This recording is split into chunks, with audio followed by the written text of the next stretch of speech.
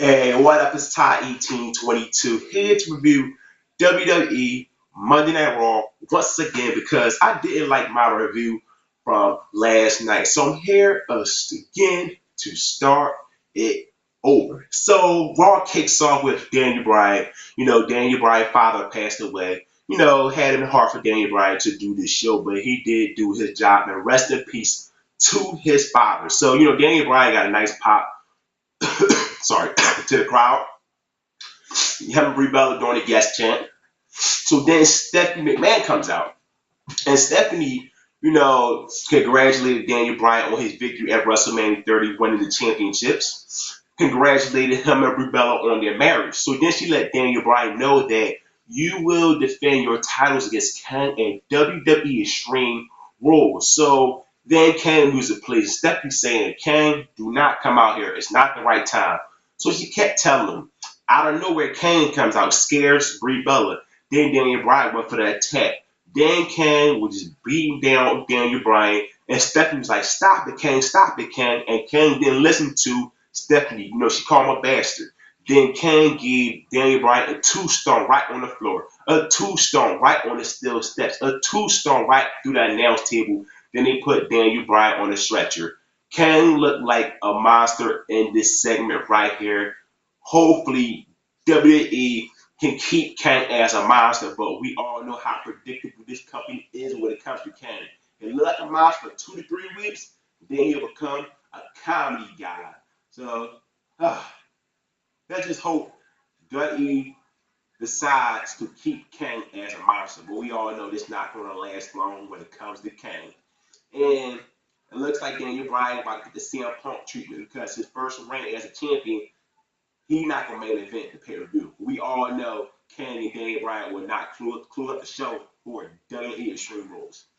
And the Continental Tournament match, Shane versus Bad News Barrett. Barrett got a nice reaction from the crowd. This was a good match right here. Wade Barrett defeated Sheamus with the what do you call it, the bull hammer elbow. I love that finish move right there, and I love when Wade Barrett be like, boom, and the crowd react to it. Love it, man. Wade Barrett is getting over the Bad News Barrett gimmick. Actually worked. I'm never a fan of the gimmick, but I've always been a fan of Wade Barrett. And this guy was a star to make it years ago. Hopefully, WWE could finally push Wade Barrett and get him to be that star he could have been years ago when he dropped the ball with him and John Cena years ago. Bray Wyatt comes out. Bray Wyatt with both members of the Wyatt family, Roman and Harper. He talking about his match against John Cena and Extreme Rules.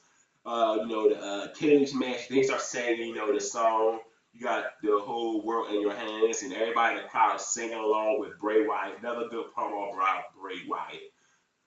Lost Matadors versus 3 on B. Didn't care for the match at all. 3 on B gets the victory. Evolution. Triple H comes out. Triple H got a messed up voice. So, gave the microphone to Randy Orton. Randy Orton said, the Shield, Evolution is the most dominant faction in WWE history. Then Batista said, look at all of us. 31 combined world championships. So deal with it. So then the Shield come out. Dean Ambrose got on the microphone saying, you know what? We've been beat down before. That was nothing. He said, Triple H, it was a reason why you hired us to protect your cream puff, Randy Orton, which the crowd loved. Then Seth Rollins like saying the same thing, how they got beat down, but hey, the Shield is back.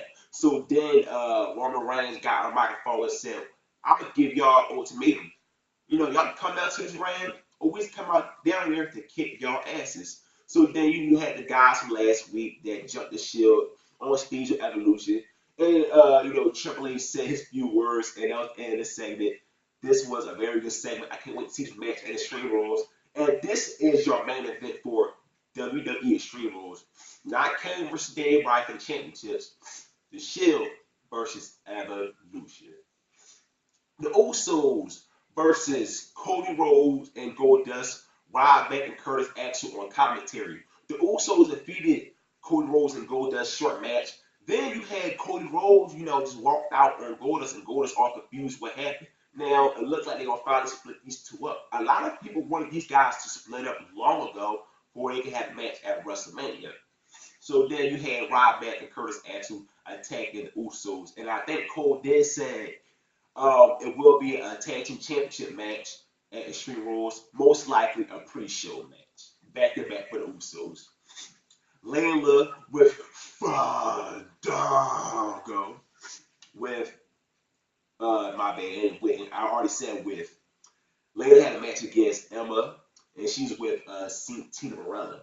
Um, Tina Morella took his Cobra and the Cobra out and hit a Fandango with it. Then Emma took her own Cobra out, and she actually hit Layla with it, and Emma gets the victory. And I do love the Emma dance. I'm about to hit it.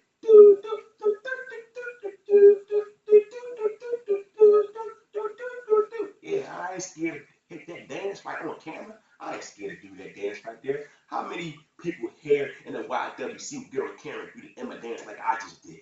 I bet a lot of them wouldn't do it. Because they don't got it like me, that's why. Cesaro versus Rob Van Dam. This is an Intercontinental Tour match. This was a good match right here. Rob Van Dam started off slow, but he got things together. So you had Jack Swagger come out. The match was going well. So Swagger comes out, and he distracted Cesaro. RVD, going for a flying kick. Then Cesaro hit him with uppercut. So then you had Jack Swagger ends up pushing Cesaro right into the ring post, count out. Robin then gets the victory. So then you have Zach Kosher in the ring, and Cesaro about to hit him with the swing. Then Jack Swagger comes in to stop that right there. But then Cesaro hits the swing on Jack Swagger, and the crowd loved it. I just love this move so much. So then you have a backstage segment between Cesaro and Rob Van Dam and Paul Heyman. And Paul Heyman said, "The Rob Van Dam I know wouldn't take a victory like that." And RVD said, "You know what? A guy like Paul Heyman don't trust with your money, don't trust with your house." We all know the history with Paul Heyman back in the day with ECW. So for the people from my time of wrestling, we all know what he's talking about. I made myself sound so old because I'm not even that old. Like I said, my time, like that was like 50 years ago or something. It was just in the 90s. Oksana versus Paige. Paige gets the victory. Okay match. She got a beautiful submission move. I love that submission move. I can't remember the name, but I'll get it down the line. Lena, comes out with them sexy legs. Alexander Rusa, had a match against Sin Cara. He defeated Sin Cara. It was announced that Alexander Rusa would have a match against Xavier Woods and R-Truth handicap match. Now, John Cena's in the main event in the WWE Universe had messing up the opportunity to choose John Cena versus Rowan, John Cena versus Rowan and Harper, or John Cena versus Bray, Rowan, and Harper. So the WWE Universe chose all three wives. Now, this match was okay. So John Cena hit the AA on Bray Wyatt. Then he attacked John Cena, edging the DQ. Then they attacked him more. Bray Wyatt hit John Cena with the Sister Abigail. Then, he kept saying, and then he was like, all living things must come to an end. Then he started singing again, the whole world in your hand, and the crowd was singing along. He kept singing and singing and singing and singing it. And that's how Raw is. Raw was an okay show. I'm loving the Intercontinental Tournament. They make me feel very important. So that was the highlight for the show for me. So don't forget, hit the subscribe button. I'm out. Peace.